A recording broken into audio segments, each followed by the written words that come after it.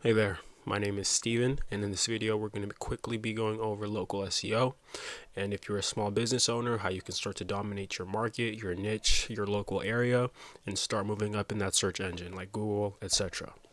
Now, like I said, my name is Steven. I'm the founder of Redtail Media, the best digital marketing enterprise for B2C businesses. Okay, so first, what is local SEO? Local SEO stands for local search engine optimization. Okay, so basically all that means is making sure that your business is optimized in the search engine so that way it pops up first instead of another business popping up first, like one of your competitors or something. So let's say you're a GC or you are a mom and pop shop, maybe you're a franchise that's part of a big name corporation. Chances are you are only servicing a very specific area. So if somebody's looking up, like I looked up right here, let's say you're looking up coffee shops near me, if your local SEO is optimized, you're going to be popping up first instead of somebody else. Now, this picture right here kind of shows a great example because it shows do's and don'ts. Even though we're trying to rank as highly as possible, just because you rank number one, it doesn't mean that you're going to be the one that's attracting the most business, okay, or more business than somebody else, or more business than somebody that's under you specifically. Because if you look at Coffee Del Campo right here, even though they're first, they have a lot of information that's lacking that the next two have. For example, they have way more reviews. They list pricing. They have an address. If you click on it, it expands and it'll show you a phone number. It gives you hours and it gives you a brief description of, just what it's about and the type of stuff that they have. So this is already enough to make somebody say, okay, Coffee Del Campo, sure, they're number one, but these guys have something else, or these guys have more information that's relevant to me, and that's enough to influence my decision to go over there. So just because you're ranked number one or number two, it doesn't mean that people are going to choose you over somebody that's third, fourth, fifth, and lower, just because their GMB is optimized. GMB being Google My Business, right? Their Google My Business profile. And that's actually the first thing that's one of the most important features when it comes to local SEO is your GMB, making sure that it's perfect, making sure that it's as perfect as possible and optimized.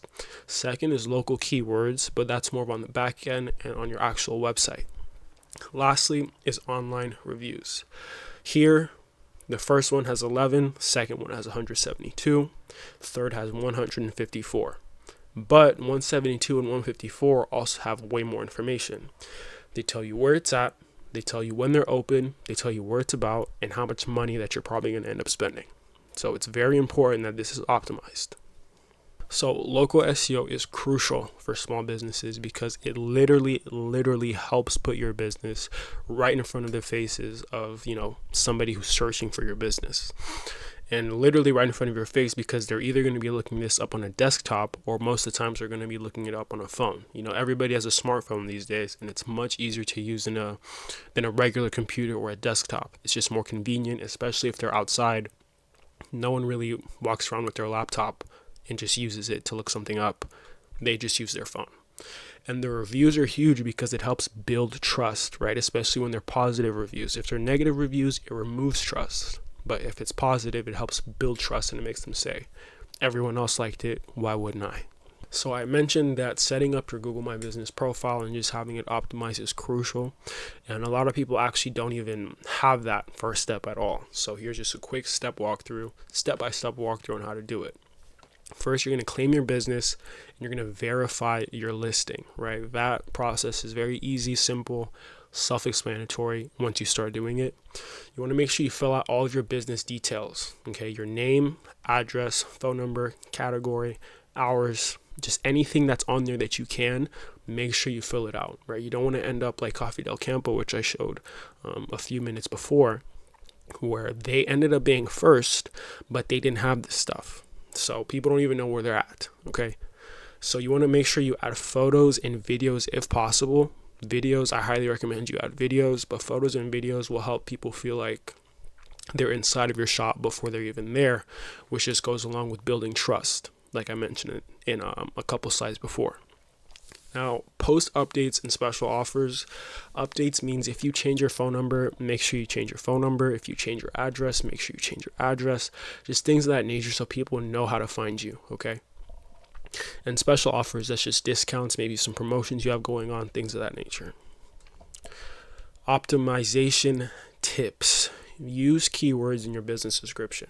Business description doesn't have to be something huge. It could just be one sentence. In the GMB picture that I showed you before, they just had one sentence, but there was a lot of keywords in there that Google found relevant. Keywords match what people are looking up when they do look up your business. So make sure that you have as many keywords as possible that makes sense, right? You don't just want to put a bunch of keywords in there so that it looks like kind of garbage, because people have to be able to read it and understand it.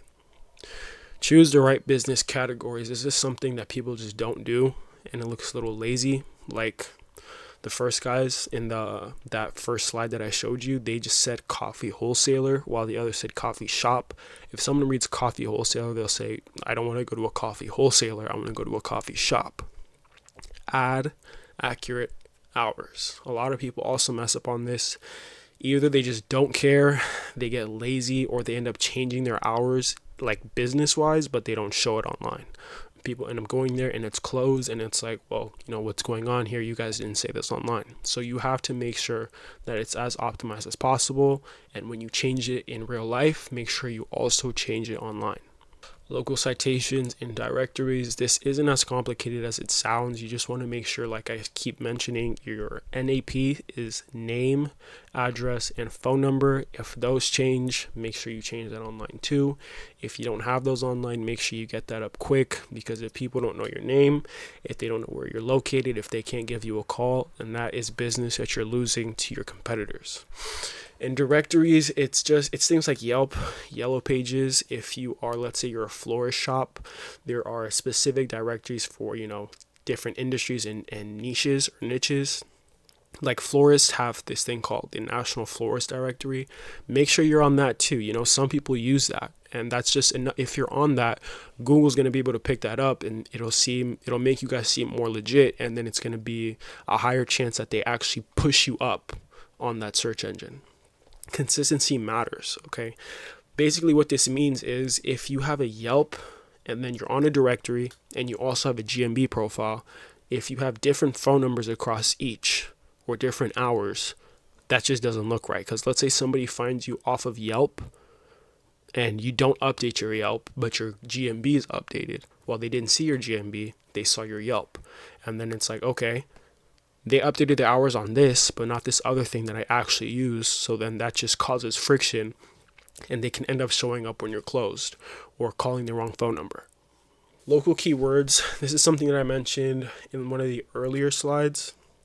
Again, this is going to be on your website, briefly in your GMB too. You can use a bunch of tools like Google Keyword Planner. Uber suggests SEMrush is a very good one, actually. That's something that I've used in the past, and it has a bunch of useful tools. You can also do kind of a local SEO audit or just an SEO audit, and it'll tell you the things that you're missing compared to your competitors. Okay, and then targeted keywords. When you're doing local, you want to make sure that you include the city that you're located in, so that when people look up, best plumber in Dallas, right, best Mexican restaurant in Glenwood or something like that, you will pop up because you're in that city, as opposed to somebody else who did include it in their keywords, and they find them instead of you, even though you're located in the same place, just because they added their location. And you can put other keywords in your website content, page titles, meta descriptions. If you don't have any blog posts, I suggest starting it. It doesn't matter if people don't really read it, because in this situation, you would just be using it to help boost your local SEO. So like I said earlier, reviews, they really do matter. It's a big part of local SEO. It's a big part of building trust with potential customers. If you do the other two things correctly, your GMB is great, local keywords great, and you do pop up high in that search engine, but you don't have any reviews, you probably will lose to somebody that does have reviews, because you don't have that same trust builder, right? That same confidence booster in potential clients, potential customers that somebody else does, because you just aren't showing people that other people have liked your products before. Okay, so do your best you can to get happy reviews. Ask people, if you have phone numbers, if you have emails, ask people to review your stuff. Maybe add incentives. I have an entire video on how to get reviews and how to use reviews, and you can watch that video for a little bit more detail on this. Your website is huge for local SEO, because not just keywords. Obviously, you want to make sure you have keywords on your website, and that's a lot of the things that Google's going to use are the keywords from your website as far as, boosting your local SEO. But you also want to make sure it's mobile. You have a mobile friendly design. Okay, like I mentioned, a lot of people have smartphones, and if they're out on the go, chances are they don't have a laptop that they can use. So if they're going to be looking it up on their phone, and they're looking at your website, you want to make sure that your website's great for a phone. Okay, because if it doesn't make sense, or it takes too long to load and things like that, that's just too much friction to where they'll just decide to go somewhere else, or you risk the chance of looking unprofessional. Okay, if you own a major corporation or a major name that has a bunch of franchises all over the place, try adding specific websites for that area. Okay, so like I mentioned, Dallas and Glenwood, if you have massage parlors in both those areas, add a site, add a specific page for that specific city, for that specific area, so people there can, they can just read what's going on in their city, because a lot of the times, if you have different franchises, you have different franchise owners, and sometimes they do something that's a little bit different than the other, and they need to know that. If their hours are different, phone numbers different, etc., they need to be able to know that. Like I mentioned, for the mobile friendly design, you want to make sure that your page loads up quickly and at an adequate time. And there are different tools that you can use, like Google PageSpeed Insights, to check your site speed, to just update things. And if it takes too much time, then try using a smaller picture. Maybe if you have videos, try using a picture instead of video. Less text. There's a bunch of different things that you can do. And there's a few different other tools that you can also use to help make sure that your SEO is good. Okay, so Google Analytics is a great one. Google Search Console is a great one. GMB Insights is another great one. And then when you're using those things, the different things that you want to be able to track is your search ranking for certain keywords. You want to be able to track your website traffic. You want to check your review count and rating, and that's pretty self-explanatory. Like I said, I have a video on that if you want a little bit more detail on how you can get the review count up and make sure it's consistent across all platforms. And you also want to make sure that people are clicking and calling from your GMB listing. If people aren't doing that, then it's either you have a website that's very self-explanatory, you have a business that's very self-explanatory, and people don't need to necessarily call. But if you have something that's a little bit more complex, like if you're a GC, then more than usual, you're going to be wanting to get calls so that you can speak to them, know the types of services that they want, etc. Now, I just went over what is local SEO, why it's important, why you need it, and I went over some steps and some different things that you can start tracking and changing to make sure that your SEO is continuously improving, every quarter, every month, whatever time frame you want to use to start improving it. This video just kind of went over the different things that you can start using to start making that happen. And obviously there's a little bit more detail and things are a bit more nuanced depending on the niche and type of business that you use.